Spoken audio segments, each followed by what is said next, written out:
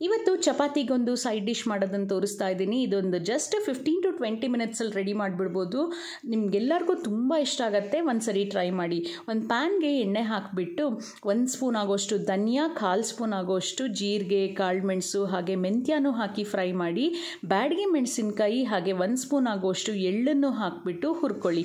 ಇದನ್ನು ಮಿಕ್ಸಿ ಜಾರಿಗೆ ಹಾಕ್ಕೊಂಡ್ಬಿಟ್ಟು ಖಾರಕ್ಕೆ ಎಷ್ಟು ಬೇಕೋ ಅಷ್ಟು ನೋಡಿಕೊಂಡು ಹಸಿಮೆಣಸಿನ್ಕಾಯಿ, 1/4 ಕಪ್ ತೆಂಗಿನಕಾಯಿ ತುರಿ ಹಾಗೆಯೇ 1 ಇಂಚ್ ಶುಂಠಿ ಹಾಕಿ ನುಣ್ಣಗೆ ರುಬ್ಕೋಬೇಕು. ಈಗ ಪ್ಯಾನ್ಗೆ ಎಣ್ಣೆ ಹಾಕಿ ಸಾಸಿವೆ ಹಾಕಿ ಸಣ್ಣಕ್ಕೆ ಹೆಚ್ಚಿರೋ ಈ ಥರ ಬದನೆಕಾಯಿಯನ್ನು ಹಾಕಿಬಿಟ್ಟು ಫ್ರೈ ಮಾಡಿಕೊಂಡು ರುಬ್ಬಿರೋ ಮಸಾಲೆನೂ ಹಾಕಿ ನೋಡಿಕೊಂಡು ಎಷ್ಟು ಬೇಕೋ ಅಷ್ಟು ನೀರನ್ನು ಹಾಕಿ ಉಪ್ಪು ಹಾಕಿ 2 ನಿಮಿಷ ಕುದಿಸಿ. ಈಗ ಒಂದು 2 ಸ್ಪೂನ್ ಆಗೋಷ್ಟು ಹುಣಸೆ ಹಣ್ಣಿನ ನೀರು ಹಾಕಿಬಿಟ್ಟು ಒಂದು ಲಿಡ್ ಕ್ಲೋಸ್ ಮಾಡಿ ಮತ್ತೆ ಒಂದು 2 ನಿಮಿಷ ಬೇಯಿಸಿ ಸ್ಟವ್ ಆಫ್ ಮಾಡಿ ಕೊನೆಯಲ್ಲಿ ಕೊತ್ತಂಬರಿ ಸೊಪ್ಪು ಹಾಗೆ ಒಂದು 1/4 ಕಪ್ ಆಗೋಷ್ಟು ಸಿಹಿ ಮೊಸರು ಹಾಕಿದ್ರೆ ಸೂಪರ್ ಟೇಸ್ಟಿಯಾಗಿರೋಂಥ ಬದನೆಕಾಯಿ ಮಸಾಲೆ ರೆಡಿ ಆಗುತ್ತೆ. ಟ್ರೈ ಮಾಡಿ.